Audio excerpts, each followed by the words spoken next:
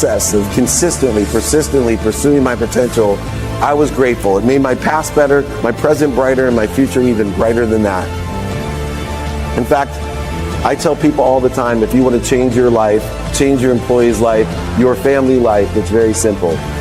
2 words: say thank you.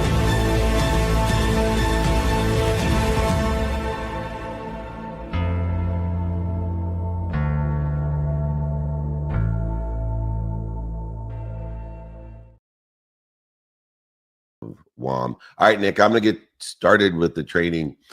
Today's training is very special to me because it's the superpower training. It is the differentiator in life. It's a mindset training of gratitude. It's a mindset, skill set, heart set, hand set training of gratitude, and understanding how we use that is a really important way to live our lives. You see, to say thank you is a practice. And I always say to say thank you before you go to bed and when you wake up is a practice that seems simple, but the simple things to do are simple not to do. But it's guaranteed to change your life. It takes 0.1 seconds and it's free, but it's guaranteed to change your life. And the more you practice that ritual, it will have an impact of exponential proportions in your life. But gratitude goes far past just saying thank you. It is truly the reconciliator, the unifier of duality to oneness. It is the idea of abundance versus scarcity. What you do, say, think, feel, and believe, whether positive or negative, determines what you receive. A positive perception of all the opportunities that are in your past, your present, and future will empower you to take advantage of them. A scarce mindset does the opposite. It discourages you from doing, saying, thinking, feeling, believing, and even seeing the opportunities that exist.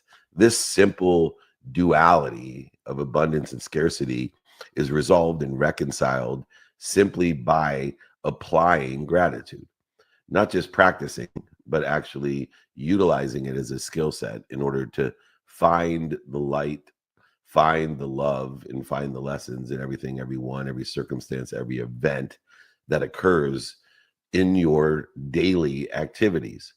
And it's not easy because there's a lot of dis-easy out there, and all that dis-ease creates this negativity or scarcity or duality that needs to be reconciled with one simple weapon, one simple skill set, one simple application called gratitude. Gratitude allows us to think about things, to do things, say things, feel things, and believe things aligned with where we want to be or better.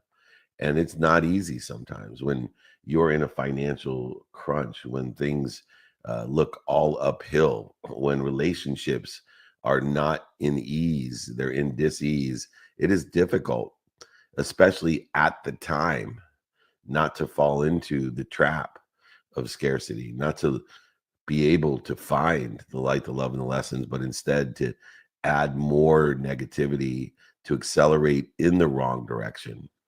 And understanding this simple reconciliation of gratitude, of allowing us to find the abundance in everything, to find the light, to find the love, to find that in understanding what we are grateful for in the past, to align the gratitude of the past with the present according to the circumstances of the day, and finding the light, the love, and the lessons in those circumstances of today, but also in where we want to be or better.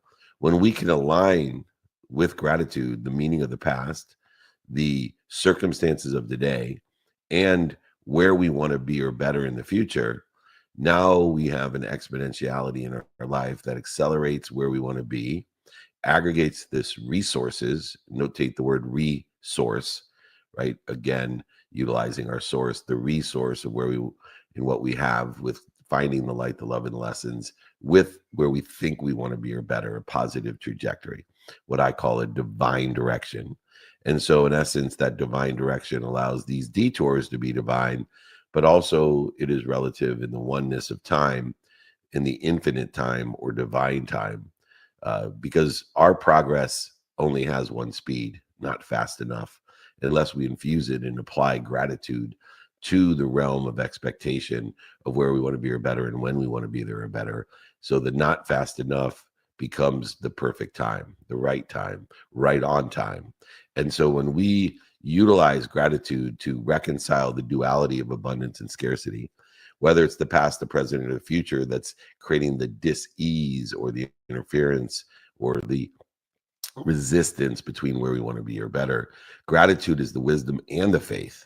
It's one of the few applications or skill sets and superpowers that actually reconcile the two tools that we use in order to shorten the distance of resistance in our life, which is simply to allow us to utilize wisdom and faith, which is gratitude. Gratitude is full of wisdom and full of faith to be able to find the light, the love, and the lessons. And you can hear it in those three different explanation or descriptive terms of gratitude. Light, love, and lessons obviously incorporates wisdom and faith. Wisdom and faith shortens the distance of resistance that is created between abundance versus scarcity. And so as we reconcile the duality of abundance versus scarcity with gratitude, we are able to live in the oneness of what we are in spirit inspired through gratitude. The next realm is the three realms of belief, of what we do say, think, feel, and believe. Understanding there are three different realms of belief. The first realm is the one that I was born into. It's the realm of there is not enough. This is the most negative world.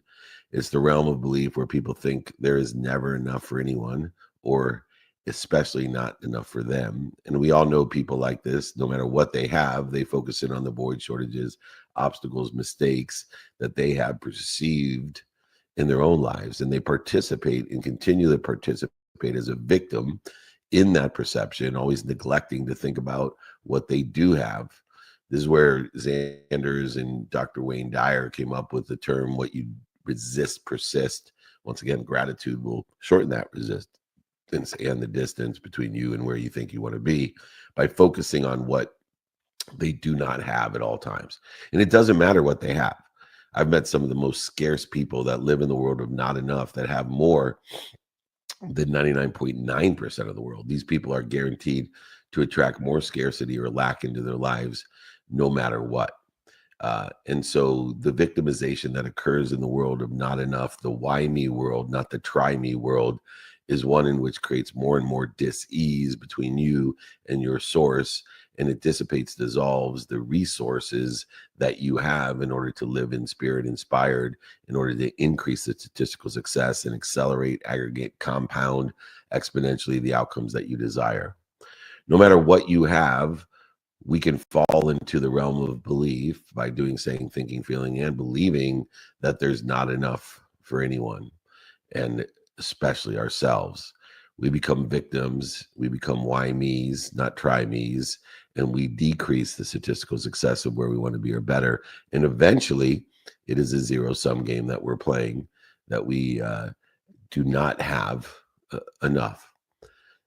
The second world is the world of there is just enough for me. So the not enough happens to me. The just enough happens for me. Now, this is a tricky one because it seems to be a very positive type of perspective. There's just enough for me. Everything's happening for me. And it's a false sense of optimism that allows people to think there's just enough for me. The people who live with this belief, who I call the 99%ers, they live in their lives attempting to get by, thinking there's barely enough out there to suit everyone. So this becomes a competitive, comparative negotiation every single day. These people usually buy shit they don't need to impress people they don't like. And why is there a potential for the 99%? Why is it limited? Their beliefs have what I call a zeroing out effect in everything that they do. So the zero-sum game exists in the world of not enough. There's a zeroing out effect that exists in everything that people live in the for me, just enough world. And in that zeroing out effect, instead of enjoying the consistent, everyday, persistent pursuit of their potential, by finding the light, the love, and the lessons in what they don't like and don't love, or other people don't like and don't love. Instead of enjoying the consistent, persistent pursuit of that potential, they settle for an almost consistent, almost persistent, almost enjoyable pursuit of almost reaching their potential. And this group is limited by their inability to connect with what that inspires them. They do not have the resource that others have. These 99 percenters may have great intention, but they limit their beliefs, their actions, their thoughts, and their energy. They don't understand that believing wholeheartedly in the world of more than enough is an exponential accelerator of growth. And so they lie to themselves by not being consistent, persistent, by not finding the light, the love, and the lessons in everything they don't like and don't love, or other people don't like or don't love. They are the 99%, so they do it some of the time. I use lately the example of Spanish and math. If you're a kid and you study Spanish or math 15 minutes a day, you're guaranteed an A. If you study it 15 hours on a Saturday, and you're a 99 percenter, you're not guaranteed an A. Most likely you'll fall into the B or C range, determinative upon how well you study in those 15 hours. But 15 hours a day will guarantee you an A. And that's why we utilize this world of being consistent and persistent and finding the light, the love, and the lessons, not only in the easy things to find it in, but also into the things that may not seem easy, that seem diseasy, the things you don't like and don't love, the things that other people don't like or don't love.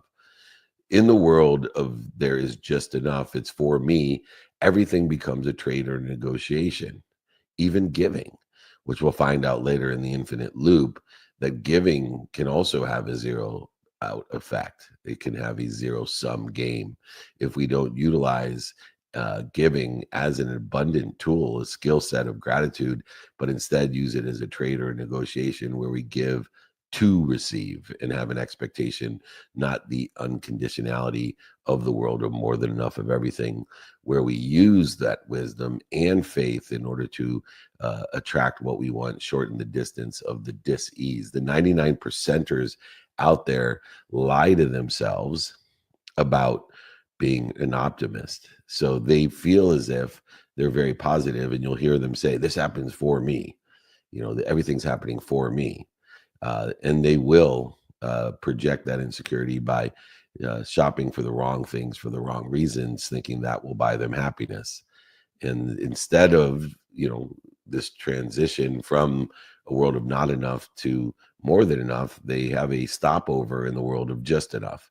So no longer are they victims. So they have a more positive perspective of what they do, say, think, feel, and believe in alignment with where they think they want to be or better. They have started to realize that there's light, love, and lessons in the past, and meaning that we give that in order to align us according to the circumstances of today with what we want, who we can help, who can help us, how to get that done, and prioritize our days in accordance to that. But we haven't quite lived that world of more than enough where we actually are not trading or negotiation. There's still an element of scarcity in the 99 percenters that have the zeroing effect of the 1% of resistance, that there's not this truth of abundance or appreciation in their lives. And this 99% has also a zeroing out effect to it. And so eventually the trades and negotiations end up not where we want to be, but creating more resistance and utilizing more wisdom and faith that it will take us to get to where we want to be, or even better. The last realm of belief is the more than enough. It's an abundant world that takes that duality between scarcity and abundant and unifies it into the oneness in which the world of more than enough has. There's more than enough of everything for everyone. The people who live in this world are those who see their past, present, and future as being more than enough as well. They see their past, present, and future as being one, and they align the meaning of the past, present, and future with that oneness by taking the light, the love, and the lessons of the past and giving it a meaning that's aligned with where they think they want to be or better, by utilizing the circumstances of today and finding the light, the love, and the lessons in the circumstances of today by being grateful and forgiving. They see opportunity around every corner. allowing them to say, do you think and experience that the universe, God, Jesus, Muhammad, Joseph Smith, Buddha, whoever you believe in, is in their favor? They live their life in protection, promotion, and love, in perfection. And in this world, everything is unraveling and utilizing wisdom and faith and gratitude in our favor. Those who believe in this principle will pursue their dreams without focusing on a self-imposed timeline, a dis-ease to achieve them. They will believe in divine direction, divine detours, and divine time. That belief allows them to consistently, persistently enjoy the pursuit of their potential every single day without the zeroing effect or the zero-sum game. And this world unravels in their favor because of the alignment of gratitude in the past, present, and future. And by knowing what it is that we think we want personally, experientially, giving and receiving, knowing who we can help and who can help us, being the fastest way to get there, and then being able to reconcile with a more than enough attitude, an abundant attitude, a unified, abundant, infinite system of thought. We are now capable of living in a world of more than enough of everyone, everything for everyone, and being able to do this by applying gratitude. And in order to apply gratitude in our life, in order to apply the ability to find the light, the love, and the lessons in the job we didn't get, the school we didn't get into, the relationship that is failing us, an addiction that we can't get over, whatever it is that we are suffering with, the pain is not a choice, but the suffering is. That we use gratitude, the ability to find the light, the love, and the lesson, the reconciler of wisdom and faith, to shorten the distance of resistance between us and where we want to be, creating a lessened distance of duality in our lives and less dis-ease in our lives.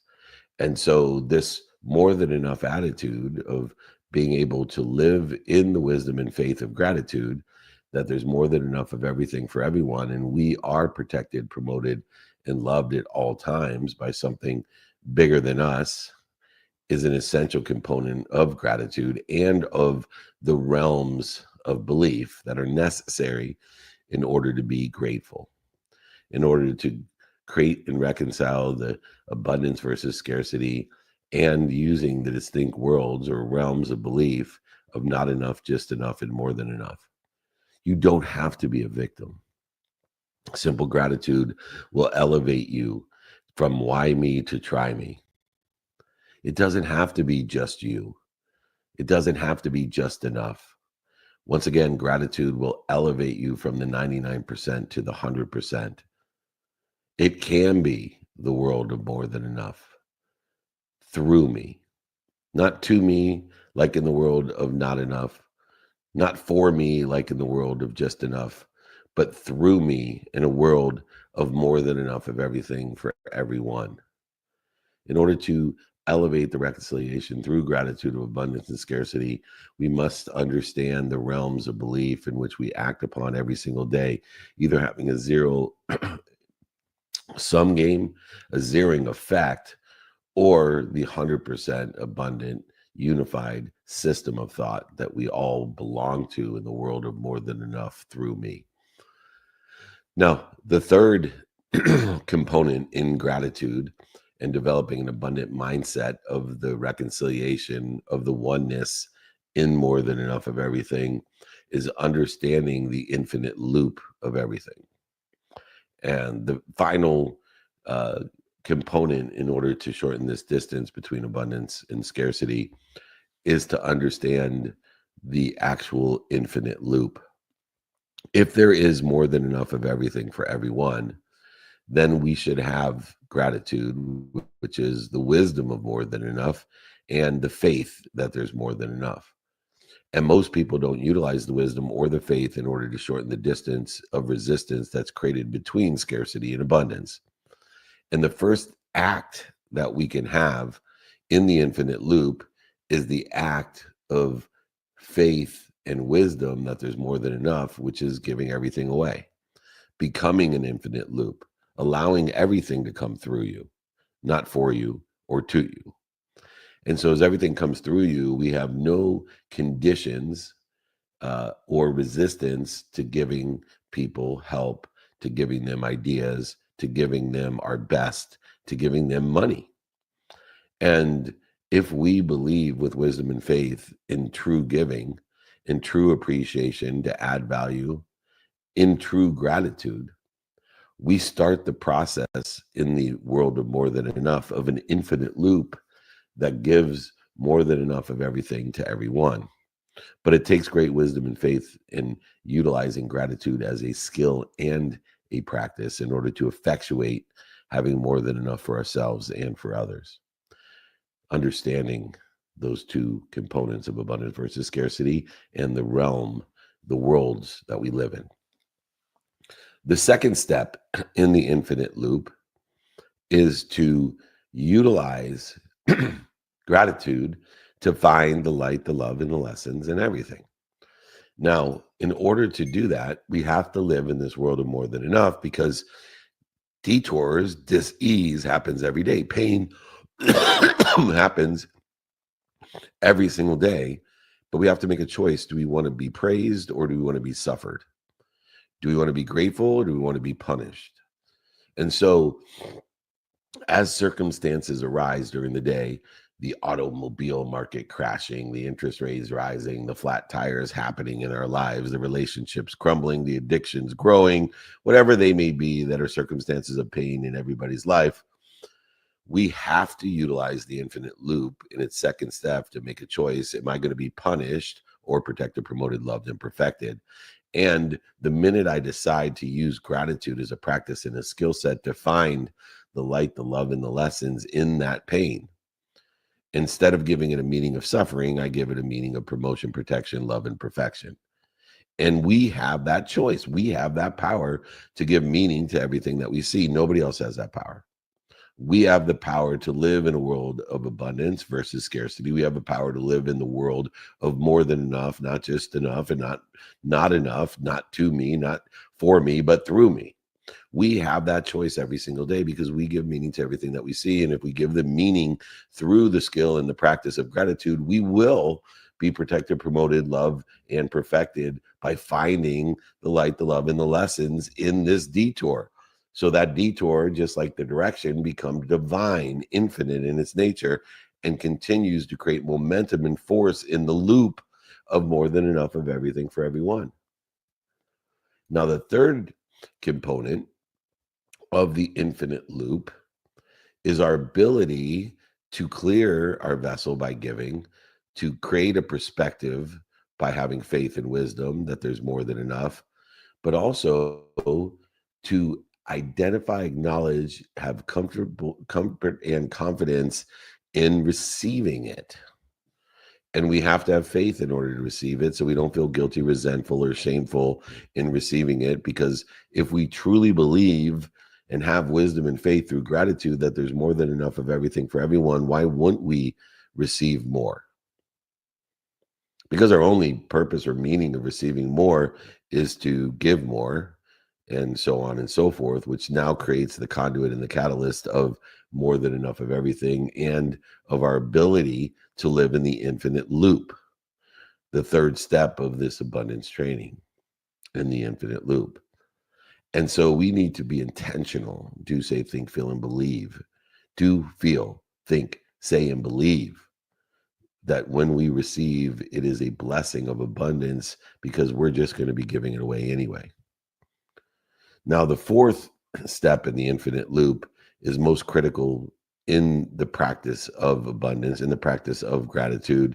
And it's one in which illustrates the most of believing, saying, thinking, feeling in the more than enough world.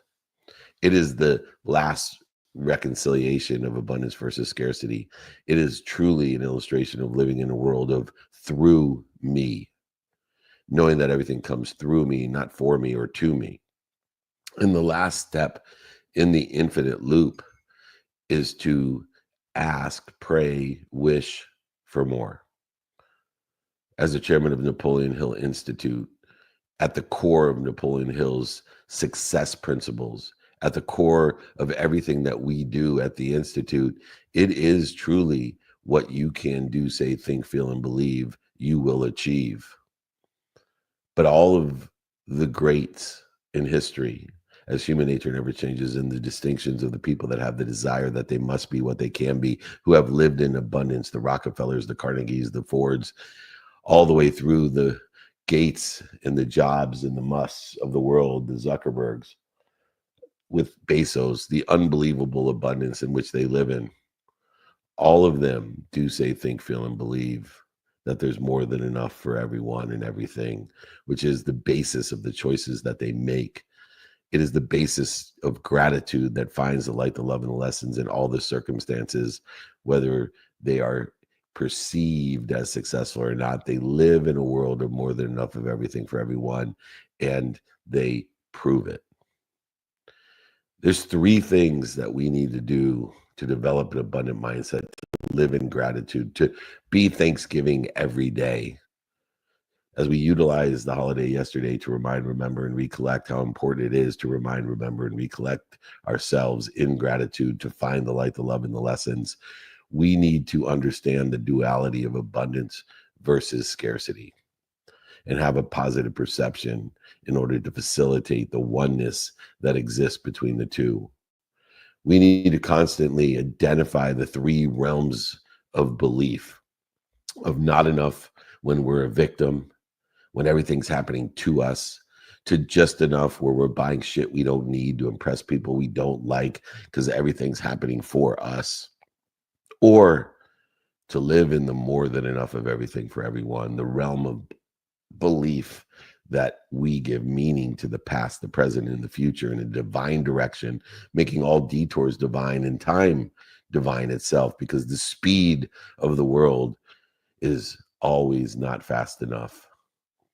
And making it divine in time will alleviate the greatest dis-ease that's created by the linear time frames in which we set upon and attach our emotions to outcomes. And then finally, the last is the infinite loop, where you live not in the 99% of the world of just enough, but in the world of 100% of everything for everyone, where you give everything, you give more, to be given more, to receive more, and to wish hope and ask for more than more, so you can give more than more, be given more and more, receive more than more, and ask for more than more than more, so that you live in the world of more than enough. Gratitude will allow us to develop the abundant mindset, heart set, and hand set necessary to live in that world of more than enough. It's more than just saying thank you before you go to bed and when you wake up, even though that simple thing to do is simple not to do. As we practice it every single day, not in the zero-sum game, not in the 99% game, but in the 100% game, gratitude will develop the abundant mindset, heart set, and hand set that is required to have the wisdom and faith to live in the world of protection, promotion, love, and perfection that we all live in. This has been our Thanksgiving gratitude training. If anybody would like the training program that we've created, it's free. We're happy to send it to you. Email me, david@dmeltzer.com, and get our exercises and guides on developing an abundant mindset, heart set, and hand set by utilizing abundance versus scarcity, the realms of belief, and the infinite loop. It's my favorite holiday as a reminder, recollection, and remembrance of the oneness that we all exist in. I appreciate all of you who have been here for more than 25 years and those who have been here for more than 25 minutes. Regardless, we're all together as one. I appreciate it. Please reach out to me, david@dmeltzer.com, if you like the exercise and guide from today or one of my books. Happy to always sign it, send it to you, pay for shipping in the book. Not a problem. Just reach out to me, david@dmeltzer.com. They discovered it, they read it, and they applied it. It's the golden thread that connects the titans of the self-development industry, the source that spawned millions of millionaires, the original blueprint to success. Think and Grow Rich by Napoleon Hill. Think and Grow Rich. Napoleon Hill, Think and Grow Rich. It's a classic. A classic. And I love Think and Grow Rich. I love it. It's right here. I mean, it's one of my favorite books of all time. Think and Grow Rich by Napoleon Hill. This material is what changed my life This is the material I study every day.